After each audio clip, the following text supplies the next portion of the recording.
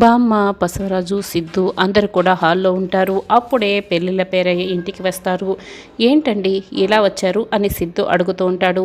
నీకోసం పెళ్లి సంబంధాలు తీసుకురమ్మంటే నేనే పిలిపించాను అని సిద్ధు వాళ్ళ నాన్న బసవరాజు అంటాడు.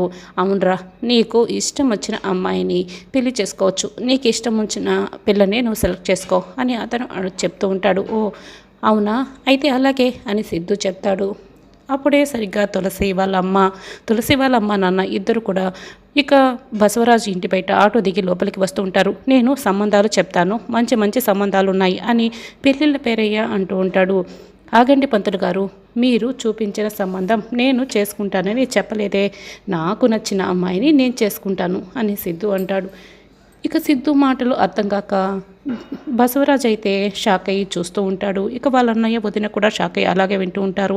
అప్పుడే తులసి, లక్ష్మి, శ్రీనివాస్ ముగ్గురు కూడా లోపలికి అడుగుపెట్టి లోపలికి వస్తూ ఉంటారు. ముందుగా చూసిన సిద్ధు వాళ్ళమ్మ అన్నయ్య అని పిలుస్తూ ఉంటుంది. ఒక్కసారిగా బసవరాజు, సిద్ధు అయితే తులసి వాళ్ళ వైపే షాక్ అయ్యి చూస్తూ ఉంటారు. తులసి కూడా లోపలికి వచ్చి ఉంటుంది. సిద్ధు అయితే తులసి వైపు చూసి షాక్ అయ్యి ఉంటాడు. తులసి కూడా సిద్ధు వైపు చూసి షాక్ అవుతూ ఉంటుంది. తులసిని పెళ్లి చేసుకోవాలని సిద్ధు ఇప్పుడే చెప్పేస్తాడా, లేకపోతే కొంచెం సమయం తీసుకుంటాడా అన్నది రానున్న ఎపిసోడ్లో తెలుసుకుందాం.